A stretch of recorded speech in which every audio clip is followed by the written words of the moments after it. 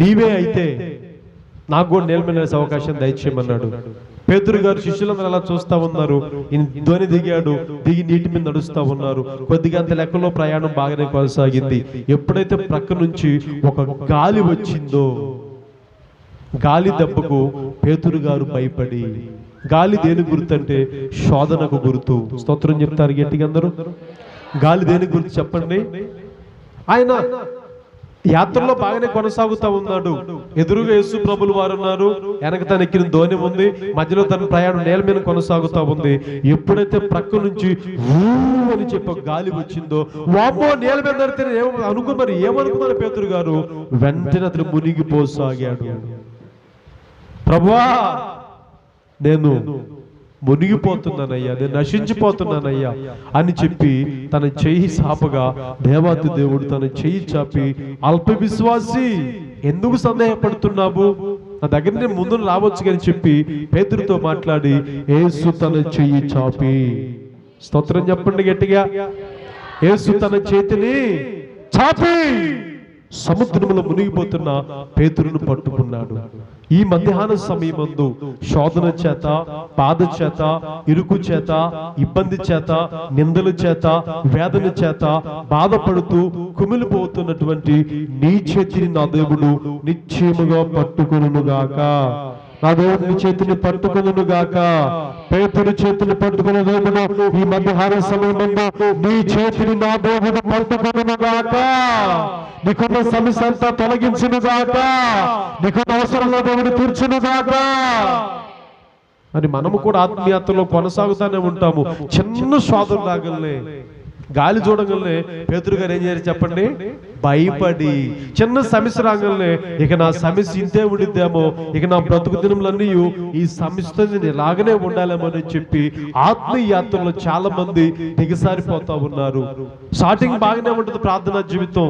ప్రార్థనకు వస్తే ఇంకా చుట్టుపక్కల ఎవరు మనం కొట్టే చప్పట్ల దెబ్బకి ఒక అరెకరం దాకా ఎవరు గట్టి ఉండడానికి అవకాశం ఉండదేమో. ఎందుకంటే స్టార్టింగ్ లో ఉన్నారు కదా. స్టార్టింగ్ లో ఉన్న భక్తి మధ్యలో ఉండదు, మధ్యలో ఉన్న భక్తి చివరి దాకా వచ్చినప్పుడు కల్లా పొరపాటును ఉండనే ఉండదు. ఎందుకంటే స్టార్టింగ్ స్టేజ్ ఎలా ఉంటుందంటే స్తుతి స్తోత్రం హల్లెలూయా అంటారు. ఎప్పుడు భక్తిది? Starting stage. అసలు పాటలు కూడా రోజు నాకు ఆధారమైన యేసయ్యా అని చెప్పి, ఇక నాకు ఆధారం నువ్వేనయ్యా, సర్వోన్నతుడు అంటారు, వీళ్ళే మహోన్నతుడు అంటాడు, కృపామయుడు అంటాడు, దయగలిగిన దేవుడు అంటారు, అసలు నువ్వు నేనే ప్రభు అంటారు, నాకు ఆధారమై యేసు అంటారు, ఏదేదో చెప్తా పాడుతూ ఉంటారు. ఎందుకంటే ఇది స్టార్టింగ్ స్టేజ్ లో ఉన్నారు కాబట్టి. చిన్నగా ఒక 4 నెలలు 3 నెలల తర్వాత నాకు తెలిసిన సహోదరు ఒక ఆమె ఉంది, క్రొత్తగా అప్పుడే చర్చికి వస్తా ఉన్నారు. నేను గమనించాను ఆ చర్చికి వచ్చే విధానాన్ని, ఆ సహోదరి వచ్చేటువంటి హై స్పీడ్ నేను గమనిస్తా ఉన్నాను. అందుకే మన పెద్దోళ్ళు అంటారు, ఏ గుడ్డ తొందరగా వెళ్ళదు, ఈ గుడ్డ నిలిసే గుడ్డ కాదు, ఈ గుడ్డ ఎలిసే గుడ్డే. మంచి కలర్ఫుల్ ఉంటుంది ఒక బట్ట, ఒక క్లాత్ మంచి కలర్ఫుల్ ఉంటుంది. ఆ కలర్ఫుల్ ఉన్న క్లాత్ ఏం చేస్తుందంటే దాని రంగు ఎట్టుంటుందంటే మిడిసి పడతా ఉంటుంది. దాని రంగు దెబ్బకి ఇక ఏ బట్టలు కట్టుకున్నా కూడా ఎవరికి ఏం కనపడదో ఆ క్లాతే కనపడదు. ఎందుకంటే అది నిలిసే క్లాత్, నిలిసే రంగు కాదు అది. ఆ రంగు స్పీడ్ ఏంటంటే ఆ స్పీడే వేరుగా ఉంటుంది, ఆ మాట తీరే వేరుగా ఉంటుంది, ఆ యొక్క చాష్టాలే వేరుగా ఉంటాయి, ఆ హై స్పీడ్ భక్తే వేరుగా ఉంటుంది. ఒక్కసారి ఇక మొత్తం నిండమని దిగిపోయినట్టుగా భక్తిలో ఈ సహోదరు వస్తా ఉంది. నేను ఎందుకు ఏమైనా గమనించి నాకు అర్థమైంది, ఆమె హై స్పీడ్ లో ఉంది, ఈ వ్యక్తి ఎక్కువ రోజులు ప్రార్థనకు రాలేదేమో అనుకున్న మనసులో. ఎందుకు అలాగనే కొద్ది రోజులు వచ్చింది. అంతకుముందు ఆమె లోకంలో ఇష్టానుసారంగా తిరిగింది, లోకంలో ఇష్టానుసారంగా జీవించింది, తన ఇష్టం చొప్పున తను తిరిగింది. సరే, దేవుని దగ్గరికి వచ్చే వారిని ఆయన అంత మాత్రం నెట్టేసి దేవుడు కాదు కదా. ప్రభు దగ్గరికి వచ్చింది కదా, ప్రార్థన చేస్తా ఉన్నాం. ఇక పాటలు ఎటు వెళ్తున్నా దేవుని పాటలు, ఏం చేస్తున్నా దేవుని పాటలే. ఇక ఊర్లో జనానికి ఏమైనా పుకారు పుట్టించి నమ్మిందంటే ఈమె సొంత దేవుని కుమార్తెగా పేరు మార్చుకుంది. హల్లెలూయా. ఎవరంటే పలానా ప్రార్థనామా, ఎవరంటే పలానా ప్రార్థనామా. ఎప్పుడు ఇది స్టార్టింగ్ స్టేజ్ లో ఉంది. కొద్ది రోజులు బాగానే ఉంది, నెల అయిపోయింది, 3 నెలలు అయిపోయినాయి, 5 నెలలు అయిపోయింది. ఇక 6వ నెల వచ్చిన తర్వాత అందరూ కనపడుతున్నారు కానీ ఆక కనపడతలేదు చర్చిలో. నాకు అర్థం కాలేదు. సర్వోన్నతుడంది, మహోన్నతుడంది, జాలి కలిగిన దేవుడు, కృపా కనికరం కలిగిన వాడు నువ్వేనయ్యా, అసలు నువ్వు నేనేనయ్యా, నేను తప్పితే ఎవరు ఇంకెక్కడ లేరయ్యా అని చెప్పింది కదా. మరి అందరు కనపడుతున్నారు, ఈ అక్కగారేనని చెప్పి అక్కడ వెనక మొత్తం తేరిపార చూస్తే అన్ని మోకాలు కనపడుతున్నాయి కానీ అక్క మాత్రం కనబడతలేదు. హల్లెలూయా, హల్లెలూయా. పేతురు గారు కూడా బయలుదేరినప్పుడు పాట పాడుకొని బయలుదేరి ఉంటాడు. ఏం పాట పాడుకోండి? యెహోవా నా బలం అని చెప్పి దేవుణ్ణి బలంగా కలిగి పేతురు గారు ప్రయాణమై బయలుదేరి ఉంటాడు తన పయనంలో. ఆనంద యాత్ర ఇది, నీటి మీద యాత్ర. దేవునికి స్తోత్రం, హల్లెలూయా. ఆనంద యాత్ర, ఆత్మయాత్ర, ఇది నీటిపై నడిచే యాత్ర అని చెప్పి పేతురు గారు పాట పాడుతూ బయలుదేరి ఉంటాడు. చిన్న శోధన రాగానే కనుమరుగైపోతారు విశ్వాసులు. హల్లెలూయా. చిన్న బాధ రాగానే, చిన్న ఇబ్బంది రాగానే దేవుని విడిచిపెట్టి భయపడి లోకమనే సముద్ర సాగరంలో మునిగిపోతూ ఉంటున్నాడేమో. ఈ మధ్యాహ్నం సమయంలో ప్రభుత్వంతో మాట్లాడుతూ ఉన్నాడు.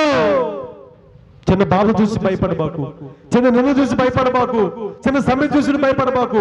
ఇవన్నీ ఎదుర్కోవటానికి నా దేవుడు నీ కోసం తన చెయ్యి చాపాడు. చిన్న బాధ రాగానే, చిన్న కష్టం రాగానే, చిన్న ఇబ్బంది రాగానే దేవుడిని విడిచిపెట్టి మనం వెళ్ళాలా? దేవుడిని మర్చిపోయి మనం ఉండాలా? దేవుడితో మనం దూరంగా ఉంటే మనం ఎక్కడ బతకగలము? ఎలా బతకగలము? ఆయన లేనటువంటి సమయం మనకు ఎలా గడపగలము? ఆయనతో కలిగిన సమయాన్ని, ఆయనతో కలిగిన సందర్భాన్ని మనము గడపగలిగితే నిశ్చయముగా మన దేవుడు మనకు తోడై ఉంటున్నటువంటి సమయం ఇది. హల్లెలూయా, హల్లెలూయా. పేతురు గారి చేతిని పట్టుకున్న దేవుడు నీ సమస్యలు నీ దగ్గరకు వచ్చి తన చేతిని నిన్ను పట్టుకును గాక. నీ సమస్యలు దేవుడు తీర్చును గాక. ఇంతకు ముందు పెద్ద అడిగిన సమస్యలు నీకుంటే ఆ సమస్యలు నా దేవుడు తొలగించును గాక. హల్లెలూయా. ఇంకొక సంగతి చెప్పి నేను ముగిస్తాను. యెషయా ప్రవచన గ్రంథం 42వ అధ్యాయము. యెషయా ప్రవచన గ్రంథం 42వ అధ్యాయము 7వ వచన భాగాన్ని మనం ఒకసారి చదువుకుందాం. ఒకసారి అందరూ తీయండమ్మా.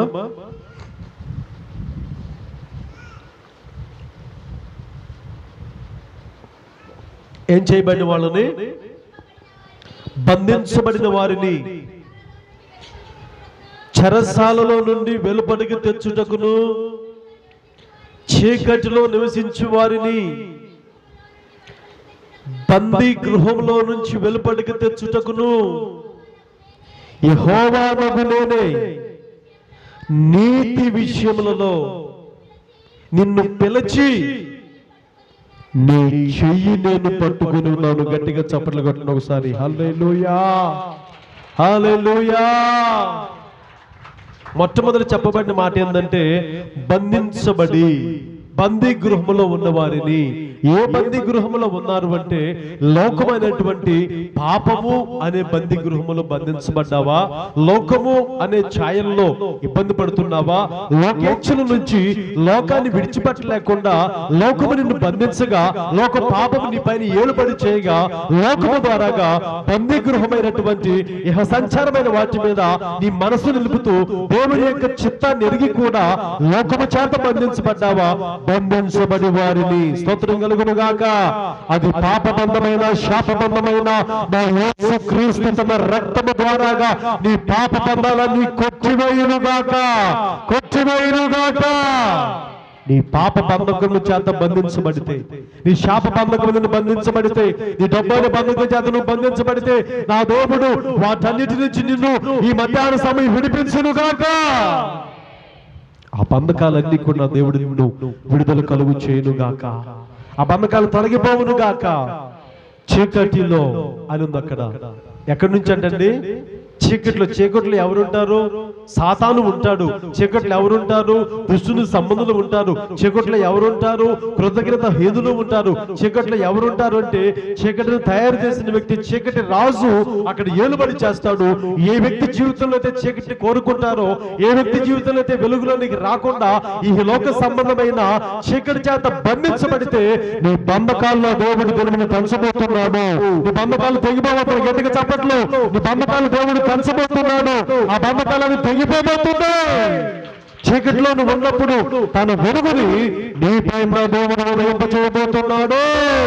చీకట్లో ఉన్న నీ దగ్గరకు నా దేవుడు ఉన్నతమైన వెలుగుతోటి నీ దగ్గరకు వచ్చి తన చేతిని చాపి నిన్ను పట్టుకున్న దేవుడై ఉన్నాడు. హల్లెలూయా, హల్లెలూయా. ఆయన నీ చేతిని పట్టుకోగలిగితే, చీకటిలో బంధించబడితే, చీకటి అనగా లోకానికి గుర్తు, సాతాను సంబంధులు గుర్తు, సాతానికి గుర్తు చీకటి. చీకటిలో కొట్టిమిట్లాడుతున్నావేమో, చీకటిలో బంధించబడి ఉన్నావేమో, దేవుని వాక్యం నిన్ను వినకుండా సాతాను పట్టి పీడిస్తుందేమో. మా దేవుడు చెప్తున్నాడు కదా, చీకటిలో ఉన్న నిన్ను వెలుగులోనికి తీసుకురావటం కోసం. హల్లెలూయా. దేవుని ఎరగని చీకటి మనలో ఏర్పడినంత కాలం, చీకటితో మనం సహవాసం చేసినంత కాలం, చీకటితో మన బ్రతికినంత కాలము దేవుని అనగా ఎలుగు, దేవుని యొక్క వెలుగుని, దేవుని యొక్క సన్నిధిని ఏ రోజు కూడా మనకు చీకటి వెరగనివ్వదు. దేవుడు ఎవరంటే, నేను లోకానికి వెలుగై ఉన్నాను. వెలుగు లోకంకి వచ్చి చాలా కాలం అవుతుంది, కానీ ఆ వెలుగుని గుర్తించలేని కన్నులు కలిగి ఉన్నారు. ఆమేన్. మరి ఆ దేవుణ్ణి, ఆ వెలుగును మనం ఎలా ఉండాలంటే, చీకటి అనగా లోకము, ఈ లోకములో నుంచి మనము ఎప్పుడు ఆయన దగ్గరకు రాగలుగుతామంటే ఆయన సన్నిధి కాంతి, ఆయన నీతి సూర్యుడిగా నీ పైన ఉదయించినప్పుడు మాత్రమే ఆ చీకటి బంధకాల నుంచి నువ్వు విడిపించబడతావు. హల్లెలూయా. ఆ చీకటి బంధకాలు విడుదల కావాలంటే నీతి సూర్యుడు నీ పైన ఉదయించాలి. ఆ నీతి సూర్యుడు నీ చేతిని పట్టుకోవాలి. ఆ నీతి సూర్యుడు నీ దగ్గరకు రావాలి. ఆయన దగ్గరికి వచ్చాడు, కానీ నువ్వు ఆయన్ని గ్రహించలేకపోతున్నావు. ఇంకా వెళ్దాములే, ఇంకా ప్రార్థన చేద్దాములే, ఇంకా సమయం ఉందిలే, ఇంకా తర్వాత బాప్తిజం తీసుకుందాములే, ఇంకా 10 సంవత్సరాల తర్వాత బాప్తిజం తీసుకుందాములే, నా కూతురు పెళ్ళైనప్పుడు తీసుకుందాంలే, నా కుమారుడు పెళ్ళైన తర్వాత బాప్తిజం తీసుకుందాంలే, లేకపోతే నాకు వయసు ఉడికిపోయినాక ఊరు పొమ్మన్నప్పుడు కాడు, రమ్మన్నప్పుడు బాప్తిజం తీసుకుందాంలే, ఇప్పుడు అవసరం లేదని చెప్పి ఇంకా వాయిదా వేస్తున్నావు. దేవుని సన్నిధిలో వస్తూ ఉంటూ కూడా దేవుడు నీతోనే మాట్లాడుతున్నాడు. చీకటిని నిలబడినంత కాలము దేవుని వాక్యము నీకు అర్థము కాదు. ఎందుకంటే దేవుడు వెలుగై ఉన్నాడు. ఆ వెలుగు సంబంధులకు మాత్రమే దేవుని వాక్యం అర్థమయ్యింది. హల్లెలూయా. లోకములో ఉన్న వారికి అంతా కూడా పచ్చగా వెళ్ళండి, ఎలా కనపడుతుంది లోకమంతా? మీరు చెప్పండి. లోకమంది నేను వేసుకుని తెల్ల షర్ట్ అంటే ఆ పచ్చ కావాలకి ఎలా కనపడుతుంది నా షర్ట్ అంతా కూడా? బల్లెవాళ్ళ పాస్టర్ గారు, బల్లెవాళ్ళలాగా ఉన్నావు పాస్టర్ గారు, నువ్వు మీరు బల్లెవాళ్ళలాగా ఉన్నావమ్మా. నువ్వు పాస్టర్ గారు తెల్ల చీర కట్టుకో, తెల్ల చీర అంట, తెల్ల షర్ట్ ఆయన వేసుకోలేదు, వైట్ షర్ట్ ఆయన వేసుకోలేదు, ఆయన పచ్చ సొక్క వేసుకున్నారు. ఎందుకంటే ఆయన కళ్ళకి ఏమైనాయి? పచ్చ కామెర్లైనవి. అలాగే లోకంలో ఉన్న వాడికి దేవుని మాటలు మనం చెప్పామనుకోండి, పెరితనముగా ఉంటుంది దేవుని మాటలు. వాడికి మంచిగా ఉంటుందా? నశించిపోయే వాళ్ళకి దేవుని వాక్యం ఎలా ఉంటుందంటే వెర్రితనంగా ఉంటుంది, పిచ్చోళ్ళలాగా ఉంటుంది. మనం మంచి మాటలు చెబుతుంటే ఈ పాస్టర్లకు పని పాట లేకుండా ఓ చెబుతానే ఉంటారు. ఆయన వచ్చేది లేదు, ఎటు నుంచి పోయేది లేదు. చెప్పని ఎట్లా అనుకుని మళ్ళీ ఎగతాలు చేసి వ్యంగ్యం చేసి మనల్ని దూషిస్తారు కానీ లోకస్తులు. ఎందుకంటే వాళ్ళు నశించిపోయే గుంపులో ఉన్నారు. ఎట్టిగా వాళ్ళు నశించిపోయేదానికి దగ్గరగా ఉన్నారు. ఎందుకంటే లోకమనే చీకటి వారిని బంధించింది, వారికి విడుదల కలగటం లేదు. ఆ వెలుగు మనలోనికి వచ్చింది, వెలుగు మనతో ఉంది, కానీ ఆ వెలుగైన యేసుక్రీస్తు ప్రభువుని గుర్తుపట్టలేని కన్నులు కలిగి ఉన్నారు. హల్లెలూయా. ఆయన నీ దగ్గరికి వచ్చాడు, నీతోనే మాట్లాడుతున్నాడు. ఆయన నిన్ను ఏ విషయంలో కాపాడుతాడంటే నీతి విషయంలో నిన్ను కాపాడే దేవుడై ఉంటాడు. నీతి విషయంలో ఆయన నీ దగ్గరికి వచ్చి తన చేతిని చాపి నీ చేతిని నా దేవుడు పట్టుకుంటాడు. నీ నీతికి తగినట్లుగా దేవుడు నీ నివాస స్థలాన్ని హెచ్చించబోయే రోజు రాబోతుంది. లోకమంతా ఏకమై కాకుల వలె కూసిన లోకులందరూ ఏకమై నీ మీద దుమ్ముకట్టి లోకమంతా ఏకమై ఒకరోజు నీ పైన అబద్ధాలు వేసి నిందలు వేసిన వారు ఎంతమంది ఉన్నా నీ ఆశీర్వాదాన్ని ఎవరు కూడా ఒకరోజు ఆపలేరు. హల్లెలూయా. ఆశీర్వాదాన్ని ఎవరు ఆపలేరు. ఇది ఎవరు ఆపడానికి ఎవరు తరము కాదు. ఎందుకంటే లోకంలో ఉన్నదంతా కూడా పాపము, శాపము, రోత, దరిద్రత కనుక ఈ దరిద్రత, రోత బతుకు నుంచి దేవుని వెలుగును ఎప్పుడైతే చూస్తావో ఆ వెలుగు సంబంధైన దేవుడు నీ కోసం తన చేయి చాపుతున్న దినమిది. హల్లెలూయా.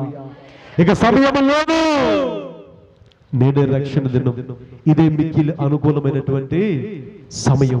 ఆయన చెయ్యి చాపినా ఇంకా నీ చెయ్యి మాకొద్దన్నాం అనుకోండి, ఇక మనంత అజ్ఞానులు ఎవరు కూడా ఉండరు.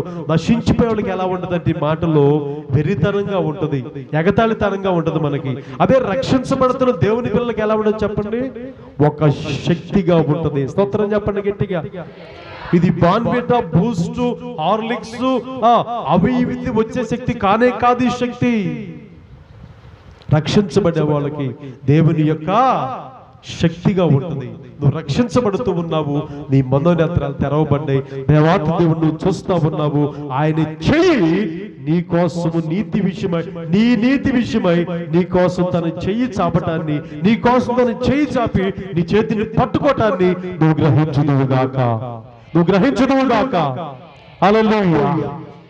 ఏ విషయంలో దేవునికి దూరం అయిపోయావు, ఏ విషయంలో దేవునికి దగ్గరగా ఉన్నామో ఆయన చెయ్యి మన పట్ల చాపలనే ఉంది. కానీ మనమే ప్రభా నీ చేయి పట్టుకుంటే లోకంలో సినిమాలు చూడకూడదు అంటగా పాటగాడు, లోకంలో వెళ్ళేటువంటి ఆ ఇక సంబంధమైన వాటి వైపు మేము ఆ వెచ్చలు విడితానంగా మేము జీవించకూడదు అంటగా మంటగా అంటగా అంటగా అన్నావు అనుకో, రేపు ఒకరోజు మంటగా మంటగా అన్నాల్సి వచ్చేది.